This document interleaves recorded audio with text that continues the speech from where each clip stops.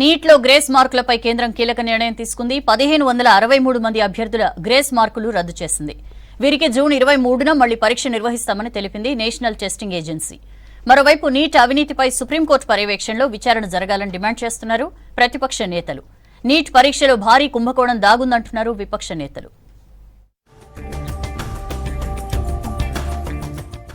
Neat పై కేంద్రం కీలక నిర్ణయం తీసుకుంది. నీట్ ఫలితాల్లో 1563 మంది అభ్యర్థులకు గ్రేస్ మార్కులు రద్దు చేస్తుంది. 1563 మంది విద్యార్థులకు జూన్ 23న మళ్లీ పరీక్ష నిర్వహించనున్నట్లు ప్రకటించింది ఎన్టీఏ. పరీక్షలు రాసే విద్యార్థులకు ఈమెయిల్ మెసేజ్ల ద్వారా పర్సనల్ గా సమాచారం ఇస్తామంది national testing agency. NEET leakage ఆరోపణలపై విచారించిన సుప్రీంకోర్టు వెబ్ కౌన్సిలింగ్ పై స్టే ఇచ్చేందుకు నిరాకరించింది. కౌన్సిలింగ్ యథాతథంగా ఉంటుందని చెప్పింది. నీట్ పై వచ్చిన పిటిషన్లపై 2 వారాల్లోగా సమాధానం ఇవ్వాలని నేషనల్ టెస్టింగ్ ఏజెన్సీకి నోటీసులు ఇచ్చింది. తదుపరి విచారణను జూలై 8వ తేదీకి వాయిదా వేసింది సుప్రీంకోర్టు. జూలై 6 నుంచి నీట్ కౌన్సిలింగ్ ప్రారంభం కానుంది. पिछली बार 2400 रैंक थी, इस बार 14,000 है। वो तो हर बार बच्चे पढ़ते हैं तो हर बार हल्की फुल्की कट ऑफ आगे बढ़ती है। लेकिन इस बार जो इन्होंने किया है ग्रेस मार्क्स का जो कह रहे हैं उसमें 790 बच्चों ने क्वालिफाई किया है। क्वालिफाई में मतलब 600 प्लस नहीं होता, क्वालिफाई मतलब 164 से ज़्यादा मार्क्स होता है। तो 600 प्लस के बच्चे 50 होंगे तो 50 रैंक कम, अब 14,000 जो रैंक है वो 13,950 हो जाएगी। उससे तो कुछ फ़ायदा ही नहीं होगा ना। उनकी 3,000 है तो पेपर लीक क्या वो है मेन, इनने ग्रेस से पता नहीं क्यों ये लोग आ गए। 670 में मेरी रैंक एक्सपेक्टेड थी पिछले साल के ट्रेंड्स को देख के 3000 के अराउंड। हमें क्लियरली लग रहा है कि कुछ ना कुछ तो हुआ है। ये 1500 से ज़्यादा अमाउंट है जिसमें ग्रेस मार्क्स दिए गए हैं। लेकिन अभी तो ये बात की थोड़ा है कि कुछ तो किया अभी तक जो एनटीए ने किया है। अभी हम और एक्सपेक्ट कर रहे हैं कि और भी आगे करेंगे। నీట్ పై ఆరోపణల మీద కేంద్ర విద్యాశాఖ 4 సభ్యుల కమిటీ విచారణ చేసింది. ఈ కమిటీ గ్రేస్ మార్కులను రద్దు చేయాలని సూచించింది. ఇదే విషయాన్ని సుప్రీంకోర్టుకు కేంద్రం తెలిపింది. వాళ్లకు మళ్లీ పరీక్ష రాసేందుకు అవకాశం కల్పిస్తామంది కేంద్రం. ఆ తర్వాతే కౌన్సిలింగ్ ఉంటుందని వివరించింది. ఒకవేళ మళ్లీ పరీక్ష రాయొద్దని అనుకునేవారు గ్రేస్ మార్కులు లేకుండా ఒరిజినల్ మార్కులతో కౌన్సిలింగ్ కు వెళ్లొచ్చంది కేంద్రం.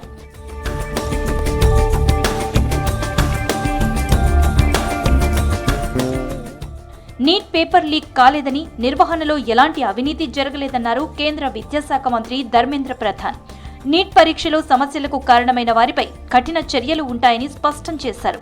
నీట్ పై రాజకీయాలు చేయొద్దని సూచించారు ధర్మేంద్ర ప్రధాన్. उन 6 सेंटर में लगभग 1563 स्टूडेंट उसमें परीक्षा दे रहे थे। उनके मन में आया कि भाई ये हमारी साथ थोड़ा अन्याय हुई है, हमारी टाइम लॉस हुई है, हमारे लिए कुछ सोचनी चाहिए।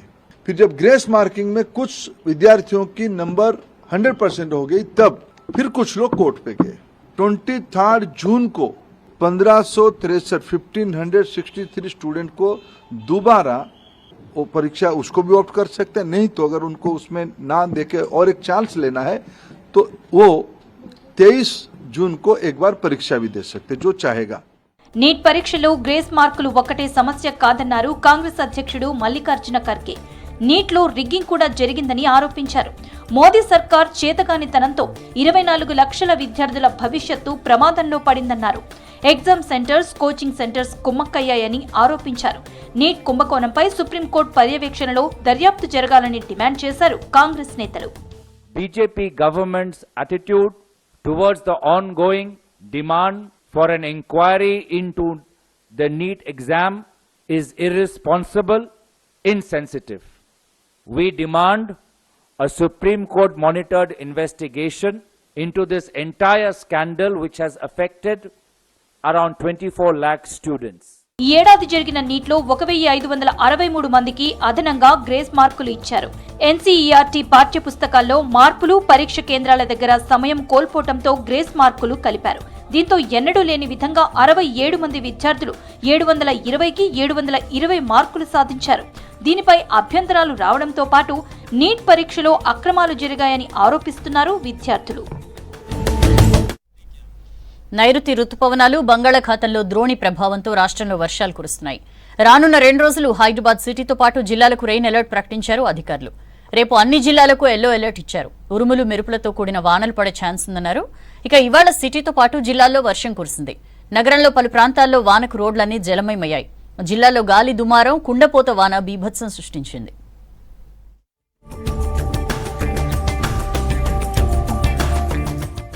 రాష్ట్రానికి రెయిన్ అలర్ట్ ప్రకటించింది వాతావరణ శాఖ. మధ్య బంగాళాఖాతంలో ఏర్పడిన ద్రోణి ప్రభావంతో రాష్ట్రంలో వర్షాలు కురుస్తాయన్నారు అధికారులు. ఉరుములు మెరుపులతో పాటు బలమైన ఈదురుగాలులతో కూడిన వానలు పడతాయన్నారు. రేపు అన్ని జిల్లాలకు యెల్లో అలర్ట్ ప్రకటించారు. మరోవైపు నైరుతి రుతుపవనాలు రాష్ట్రమంతటా విస్తరించినట్లు చెప్పారు. ఈ సీజన్లో రాష్ట్రంలో సాధారణం కంటే అధిక వర్షాలు కురిసే ఛాన్స్ ఉందన్నారు. ప్రస్తుతం వాతావరణ పరిస్థితులు చూసుకున్నట్లయితే తెలంగాణ రాష్ట్రంలో ఈ వారం అంతటా కూడా ఈ వర్షాలు అనేవి కాస్త తగ్గే అవకాశాలు ఎక్కువగా ఉన్నాయి. ఏదేమైనప్పటికీ కూడా తెలంగాణ రాష్ట్రంలో చాలా చోట్ల ఈ తేలికపాటి వర్షాలు, 1-2 చోట్ల మోస్తారు వర్షాలు, ఉరుములు మెరుపులతో కూడినటువంటి వర్షాలు కూడా పలు జిల్లాల్లో ఉండే అవకాశం ఉంది. అలాగే రేపు నుంచి కూడా చూసుకున్నట్లయితే ఉత్తర తెలంగాణలో కొన్ని జిల్లాలు, అట్లాగే ఈశాన్య తూర్పు జిల్లాల్లో కూడా తేలికపాటి నుంచి మోస్తారు వర్షాలు ఉండే అవకాశాలు కనిపిస్తున్నాయి. ఇవాళ హైదరాబాద్ సిటీతో పాటు జిల్లాల్లో వర్షం దంచికొట్టింది. నగరంలోని కొన్ని ప్రాంతాల్లో భారీ వర్షం కురిసింది. మరికొన్ని ఏరియాల్లో తేలికపాటి నుంచి మోస్తరు వానలు కురిశాయి. సికింద్రాబాద్, రాణిగంజ్, రెజిమెంటల్ బజార్, ప్యాట్నీ, మారేడుపల్లి, బేగంపేట, బోయిన్పల్లితో పాటు పలు ప్రాంతాల్లో వర్షం కురిసింది. భారీ వానకు రోడ్లు, లోతట్టు ప్రాంతాలు జలమయమయ్యాయి. పాతబస్తీ పరిధిలో బండ్లగూడ, చాంద్రాయన్గుట్ట, షాలిబండ, ఫలక్నామా, కాంచన్బాగ్, అలియాబాద్, సంతోష్ నగర్ ప్రాంతాల్లో రోడ్లు వరద నీటితో నిండిపోయాయి. మలక్పేట, మాదన్నపేట్, సైదాబాద్ లో మోస్తరు వర్షం పడింది. చెత్రినాక హనుమాన్ నగర్ లో డ్రైనేజీలు పొంగడంతో స్థానికులు ఇబ్బంది పడ్డారు. బోడుప్పల్, పీర్జాదిగూడ ఏరియాలోనూ వర్షం కురిసింది.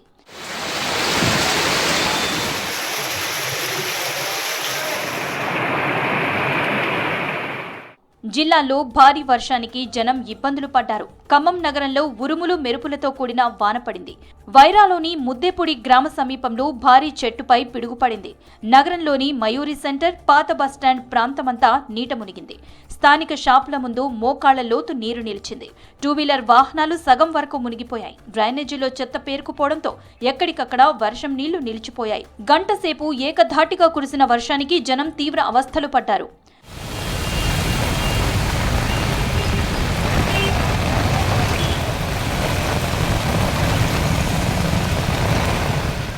మెదక్ జిల్లా శివంపేట మండలంలోని గాలి దుమారం బీభత్సం సృష్టించింది. లింగోజిగూడ గ్రామంలో ఉరుములు మెరుపులతో రాళ్ల వర్షం కురిసింది. ఈదురుగాలులకు 2 కోళ్ల ఫారాలు పూర్తిగా ధ్వంసమై 3000 కోళ్లు చనిపోయాయి. మరో గేదెల షెడ్ కూడా ధ్వంసమైంది. గాలి వేగానికి చెట్లు విరిగిపడ్డాయి. వరంగల్ జిల్లాలోనూ వర్షం కురిసింది. వర్ధనపేట మండలంలో పిడుగుపాటుకు 2 యువకులకు గాయాలయ్యాయి.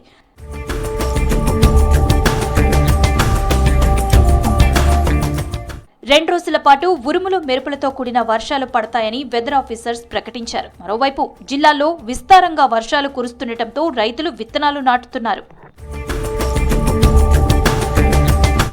భద్రాద్రి కొత్తగూడెం జిల్లాలోని సీతమ్మ సాగర్ ప్రాజెక్టును సందర్శించారు డిప్యూటీ సీఎం భట్టి విక్రమార్క, మంత్రుల బృందం. మరోవైపు సీతారామ ప్రాజెక్టు దగ్గర భూ నిర్వాసితులు ధర్నా చేశారు. 2-3 రోజుల్లో భూ నిర్వాసితుల సమస్యలు పరిష్కరిస్తామని తుమ్మల హామీ ఇవ్వడంతో ఆందోళన విరమించారు రైతులు. మరోవైపు పూర్తిస్థాయి బడ్జెట్పై సర్కార్ ఫోకస్ చేసింది. తెలుగు పాఠ్యపుస్తకాల్లో తప్పులపై సర్కార్ సీరియస్ అయింది. మాజీ సీఎం, మాజీ విద్యాశాఖ మంత్రి పేర్లతో పుస్తకాలు ముద్రించడంతో ఫైర్ అయింది. SCERT director Radhakrishna, text book director శ్రీనివాసాచారికి school education commissioner Shri Devasena show cause నోటీసులు ఇచ్చారు. సీఎం రేవంత్ రెడ్డిని కలిశారు జపాన్ రాయబారి సుజుకి హిరోషి. సెక్రటేరియట్లో సీఎంను మర్యాదపూర్వకంగా కలిశారు. జపాన్, తెలంగాణకు సంబంధించిన పలు అంశాలపై మాట్లాడారు. భద్రాద్రి కొత్తగూడెం జిల్లాలోని సీతమ్మ సాగర్ ప్రాజెక్టుని డిప్యూటీ సీఎం భట్టి విక్రమార్క, మంత్రులు ఉత్తమ్, పొంగులేటి, తుమ్మల బృందం సందర్శించింది. సీతమ్మ సాగర్ లిఫ్ట్ ఇరిగేషన్ నిర్మాణ పనుల పురోగతి వివరాలు అధికారులను అడిగి తెలుసుకున్నారు మంత్రులు. హెలికాప్టర్లో హైదరాబాద్ నుంచి ఖమ్మం చేరుకున్న మంత్రి ఉత్తమ్ కుమార్ రెడ్డి అక్కడి నుంచి మంత్రులతో కలిసి సీతమ్మ సాగర్ ప్రాజెక్టు పనుల్ని పరిశీలించారు. ఖమ్మం సీతారామ ప్రాజెక్టు దగ్గర ఆందోళన చేశారు భూములు కోల్పోయిన రైతులు. తమకు పరిహారం ఇవ్వకుండానే ప్రాజెక్టు పనులు చేపడుతున్నారంటూ నిరసన చేశారు. పరిహారం స్పష్టంగా చెప్పేంత వరకు పనులు చేయొద్దని మంత్రి తుమ్మల సమక్షంలో ఆందోళన చేశారు. దీంతో పనులు ఆపకండి, మీ కాళ్లు పట్టుకుంటానని రైతులను కోరారు మంత్రి తుమ్మల. 2-3 రోజుల్లోనే మీ సమస్యకు పరిష్కారం చూపుతానని హామీ ఇచ్చారు తుమ్మల. దీంతో ఆందోళన విరమించారు రైతులు. రాష్ట్రంలో బ్లడ్ బ్యాంకులను బలోపేతం చేస్తామన్నారు వైద్యారోగ్య శాఖ మంత్రి దామోదర రాజనరసింహ. ఐపీఎం సేవలను ఆధునీకరిస్తామని చెప్పారు. బ్లడ్ బ్యాంకులు రక్తం నిల్వలను పెంచుకోవాలని సూచించారు. బ్లడ్ బ్యాంకుల నిర్వహణ బలోపేతంపై సచివాలయంలో ఉన్నత స్థాయి సమీక్ష నిర్వహించారు మంత్రి. జూన్ 14న ప్రపంచ రక్తదాన దినోత్సవాన్ని ఘనంగా నిర్వహించాలని అధికారులను ఆదేశించారు. అన్ని జిల్లా కేంద్రాల్లో బ్లడ్ డొనేషన్ క్యాంపులు ఏర్పాటు చేయాలని సూచించారు మంత్రి రాజనరసింహ. పూర్తిస్థాయి బడ్జెట్పై ప్రభుత్వం ఫోకస్ చేసింది. జూలై ఫస్ట్ వీక్లో బడ్జెట్ సమావేశాలు ఉంటాయని తెలుస్తోంది. ఈ నెల 18 నుంచి శాఖల వారీగా రివ్యూలు జరగనున్నాయి. సర్కార్ స్కీమ్లు, నిధులపై డిస్కస్ చేసే ఛాన్స్ ఉన్నట్లు తెలుస్తోంది. సమీక్షలు చేసి ఆఫీసర్లు ఫైనల్ చేయనున్నారు. కొత్త స్కీమ్లకు ప్రత్యేక నివేదిక తయారు చేసే అవకాశం ఉన్నట్లు సమాచారం. జూలై నెలాఖరులోపు పూర్తిస్థాయి బడ్జెట్ రూపొందాల్సి ఉంది.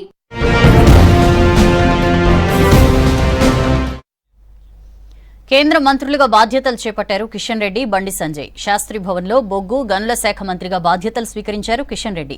దేశంలో బొగ్గు ఉత్పత్తి పెంచాల్సిన అవసరం ఉందన్నారు. రానున్న రోజుల్లో బొగ్గు దిగుమతి తగ్గించి దేశీయంగా ఉత్పత్తి పెంచుతామని చెప్పారు. నార్త్ బ్లాక్లో నిరాడంబరంగా కేంద్ర హోంశాఖ సహాయ మంత్రిగా బాధ్యతలు స్వీకరించారు బండి సంజయ్. మెదక్ సన్మాన సభలో కేసీఆర్పై హాట్ కామెంట్స్ చేశారు ఎంపీ రఘునందన్ రావు. కేంద్ర మంత్రులుగా కిషన్ రెడ్డి, బండి సంజయ్ బాధ్యతలు చేపట్టారు. ఖనిజాల అన్వేషణ, తవ్వకాల్లో మెరుగైన ఉపాధి కల్పించే దిశగా ప్రయత్నాలు చేస్తామని తెలిపారు కిషన్ రెడ్డి. విద్యుత్ అత్యధికంగా బొగ్గు ఆధారితంగా ఉత్పత్తి అవుతుందని, కరెంటు కోత లేని పరిస్థితి ఉండాలంటే దేశంలో బొగ్గు ఉత్పత్తి పెంచాల్సిన అవసరం ఉందని తెలిపారు. ఢిల్లీలోని శాస్త్రీ భవన్లో బొగ్గు, గనుల శాఖ మంత్రిగా బాధ్యతలు స్వీకరించారు కిషన్ రెడ్డి. ప్రస్తుతం ఇతర దేశాల నుంచి బొగ్గు దిగుమతి చేసుకుంటున్నామని, రానున్న రోజుల్లో దిగుమతి తగ్గించి దేశీయంగా ఉత్పత్తి పెంచుతామని తెలిపారు కిషన్ రెడ్డి. అన్ని రాష్ట్రాల్లో కూడా అవసరమైనంత విద్యుత్ అన్ని రంగాలకు అందుతా ఉంది. దానికి ప్రధానమైనటువంటి కారణము బొగ్గు ద్వారానే ఈరోజు విద్యుత్ ఉత్పత్తి అత్యధిక శాతం అవుతా ఉంది. రానున్న రోజుల్లో ఇంకా విద్యుత్ ఉత్పత్తి పెంచడం కోసము, విద్యుత్తు ట్రాన్స్పోర్టు ఇంకా పెంచడం కోసము అనేక రకాలుగా నరేంద్ర మోడీ గారి నాయకత్వంలో యాక్షన్ ప్లాన్ చేస్తూ ఉన్నారు. రానున్న రోజుల్లో దీన్ని మరింతగా ముందుకు తీసుకెళ్తాము. కేంద్ర హోంశాఖ సహాయ మంత్రిగా బాధ్యతలు స్వీకరించారు బండి సంజయ్. ఢిల్లీలోని తన కార్యాలయంలో వేద మంత్రోచ్చరణల మధ్య నిరాడంబరంగా పదవి బాధ్యతలు చేపట్టారు. జగద్గురు శంకరాచార్య, హంపి విరూపాక్ష, విద్యారణ్య పీఠాధిపతులు విద్యారణ్య భారతి స్వామీజీ బండి సంజయ్కు వేద ఆశీర్వచనం అందించారు. సహచర మంత్రి నిత్యానందరాయ్ బండికి అభినందనలు తెలిపారు.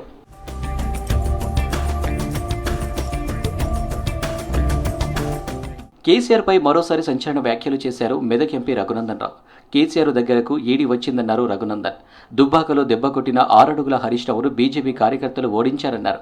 కేసీఆర్, హరీష్ రావు, వెంకట్రామరెడ్డికి మొసళ్ల పండుగ ముందుందని హెచ్చరించారు. పార్లమెంటు ఎన్నికల్లో పైసలు మందు ఓపెన్గా పంచినా వారు ఓడిపోయారన్నారు. వెంకట్రామరెడ్డి 1000 కోట్లు పంచినా ప్రజలు లెక్క చేయలేదన్నారు రఘునందన్ రావు. ముఖ్యమంత్రి, మాజీ ముఖ్యమంత్రి చంద్రశేఖర్ రావు గారి మీద ఈడీ కేసు నమోదు చేసింది. In front there is crocodile festival.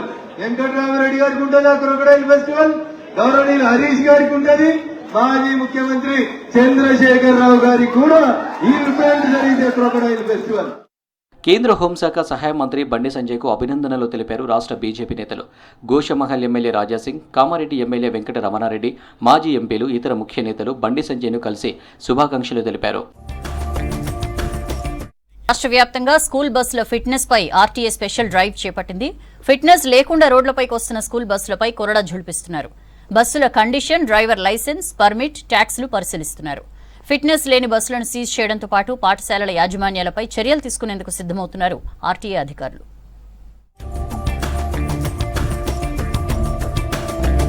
పాఠశాలలు పునఃప్రారంభం కావడంతో స్కూల్ బస్సులపై ఫోకస్ చేశారు ఆర్టీఏ అధికారులు.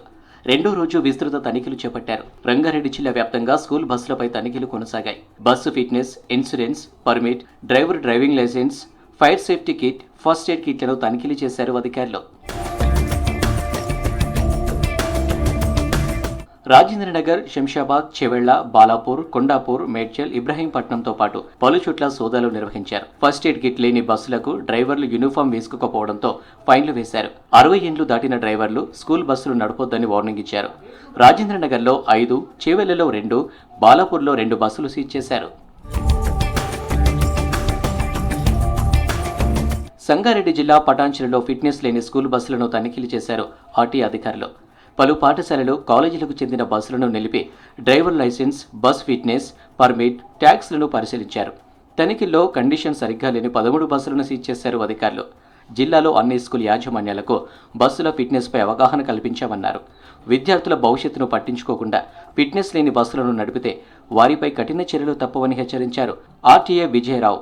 బస్సులన్నీ యథావిధిగా కండిషన్లో ఉండేటట్టు చూసుకొని రోడ్డు మీద వచ్చి స్టూడెంట్లను స్కూల్లో కానీ వాళ్ళ ఇంటి దగ్గర కానీ భద్రతగా దించడానికి మేము ఆల్రెడీ వాళ్ళకు ఆదేశాలు ఇవ్వడం జరిగింది.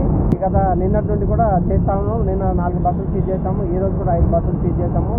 ఇది వాళ్ళకు అవగాహన ఇచ్చినా కూడా వాళ్ళు అదే విధంగా బస్సులు తిప్పడం జరుగుతుంది. కాబట్టి మరి వాళ్ళకు రోడ్డు మీద మేము చెక్ చేసి వాళ్ళని సీజ్ చేసి మళ్ళీ వాళ్ళకు ఫిట్నెస్ లేకుండా రోడ్డుపైకి రావద్దని చెప్పేసి వాళ్ళకు ఇన్స్ట్రక్షన్స్ ఇవ్వడం జరిగింది. జగిత్యాల జిల్లాలో స్కూల్, కాలేజీ బస్సులో తనిఖీలు చేపట్టారు ఆర్టీఏ అధికారులు. ఓ ప్రైవేటు స్కూల్ బస్సుతో పాటు ఇతర రాష్ట్రాలకు చెందిన అనుమతి లేని 10 కార్లు సీజ్ చేశారు. ఫిట్నెస్ లేని వాహనాలు నడిపితే కఠిన చర్యలు తీసుకుంటామని హెచ్చరించారు ఆర్టీఏ అధికారులు.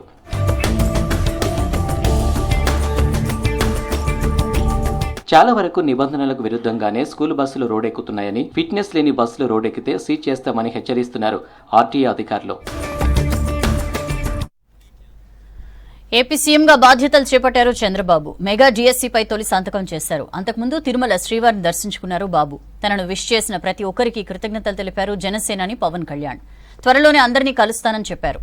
ఏపీలో ఎన్డీఏ కూటమి ఇచ్చిన హామీల అమలుకు సమయం ఇస్తామన్నారు మాజీ సీఎం జగన్.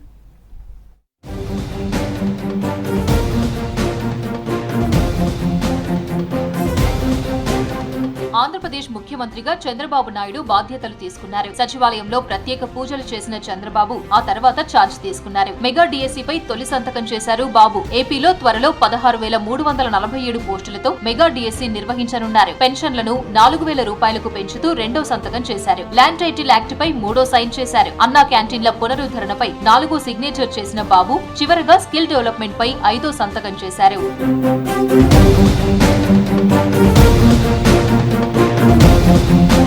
అంతకుముందు సచివాలయానికి ర్యాలీగా వచ్చిన చంద్రబాబుకు రాజధాని రైతులు ఘన స్వాగతం పలికారు. వెంకటపాలెం నుంచి మందడం మధ్య ఉన్న సీడ్ యాక్సెస్ రోడ్లో బాబుకు స్వాగతం పలికేందుకు దాదాపు 10 టన్నుల పూలను రోడ్డంతా చల్లారు. తర్వాత కుటుంబ సమేతంగా సచివాలయం చేరుకున్నారు చంద్రబాబు.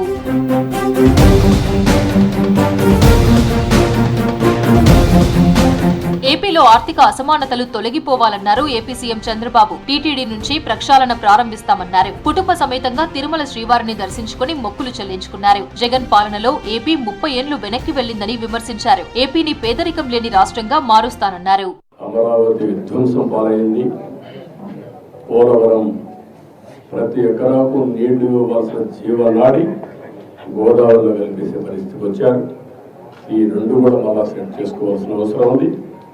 ఏదైతే హైదరాబాద్ నగరం వల్ల తెలంగాణకు ఈరోజు హైయెస్ట్ పర్ క్యాపిటల్ ఇన్కమ్ కానీ మెరుగైన ఆదాయం వచ్చే పరిస్థితి వచ్చింది. అలాంటి ఎకో సిస్టమ్ క్రియేట్ చేసి మళ్ళీ ఆంధ్రప్రదేశ్ బాగు చేసుకుందాం. అందుకే ఈ 2 ధ్యేయాలతో మిగిలినవి చాలా ఉన్నాయి.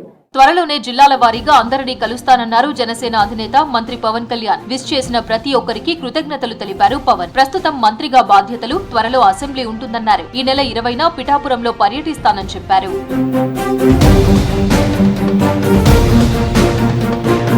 ఆంధ్రప్రదేశ్లో ప్రస్తుతం ఎన్డీఏ కూటమి హనీమూన్ నడుస్తోందన్నారు వైసీపీ చీఫ్, మాజీ సీఎం వైఎస్ జగన్మోహన్ రెడ్డి. కొత్త ప్రభుత్వం హామీల అమలుకు కొద్ది రోజులు సమయం ఇస్తామన్నారు. తాడేపల్లిలోని పార్టీ కార్యాలయంలో వైసీపీ ఎమ్మెల్సీలతో సమావేశమయ్యారు. వైసీపీ క్యాడర్ ధైర్యం కోల్పోవద్దని, కార్యకర్తలకు అండగా ఉంటామన్నారు. అసెంబ్లీలో సంఖ్యాబలం లేనందున మండలిలో బలంగా పోరాడాలన్నారు వైఎస్ జగన్. రాజకీయం అంటే ఎల్లవేళలా అధికారమే కాదు. అధికారంలో లేనప్పుడు కష్టాలు ఖచ్చితంగా వస్తాయి.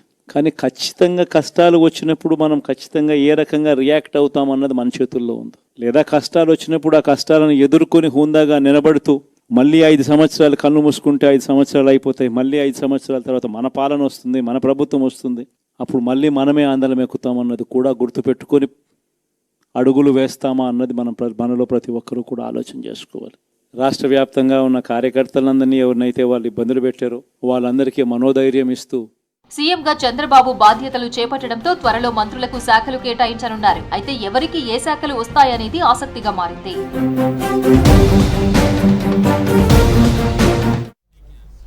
లోక్సభ ఎన్నికల తర్వాత తొలి విదేశీ పర్యటనకు ఇటలీ వెళ్లారు ప్రధాని మోదీ. ఇటలీలో జరిగే G7 సమావేశంలో పాల్గొననున్నారు.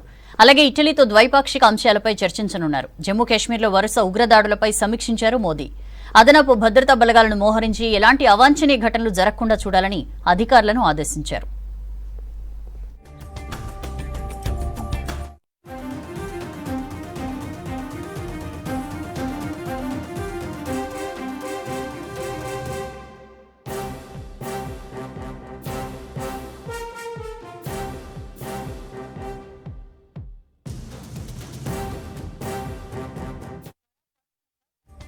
మూడోసారి ప్రధాని అయ్యాక తొలి విదేశీ పర్యటనకు వెళ్లారు ప్రధాని నరేంద్ర మోదీ.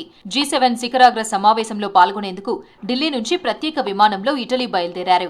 ఈ మీటింగ్లో USA, Britain, Germany, France, Japan, Canada, Italy దేశాల నేతలతో పలు అంశాలపై చర్చించనున్నారు. అలాగే ఇజ్రాయెల్, పాలస్తీనా యుద్ధంపై G7 దేశాలు ఓ నిర్ణయానికి వచ్చే ఛాన్స్ ఉంది. ఉక్రెయిన్ సంక్షోభంపైన చర్చించనున్నారు G7 నేతలు. ఈ పర్యటనలో ఇటలీతో ద్వైపాక్షిక సంబంధాలపై చర్చించనున్నారు మోదీ.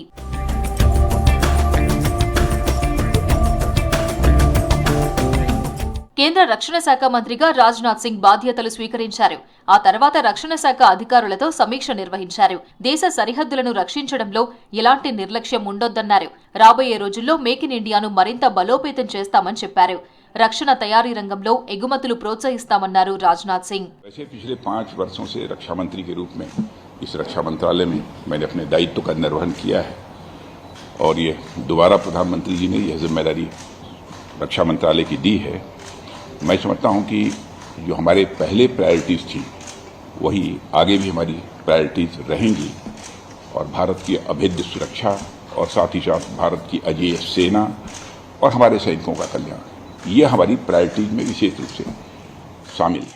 బీజేపీ సీనియర్ నేత ఎల్కే అద్వానీని కలిశారు కేంద్ర మంత్రి నితిన్ గడ్కరీ. కేంద్ర మంత్రిగా రెండోసారి బాధ్యతలు స్వీకరించాక తొలిసారి అద్వానీని కలిసి ఆశీర్వాదం తీసుకున్నారు. అలాగే పలు అంశాలపై ఇరువురు నేతలు చర్చించినట్లు తెలుస్తోంది. కేంద్రంలో మూడోసారి ఎన్డీఏ సర్కార్ ఏర్పాటయ్యాక పలువురు బీజేపీ నేతలు అద్వానీని కలిసి బ్లెస్సింగ్స్ తీసుకుంటున్నారు.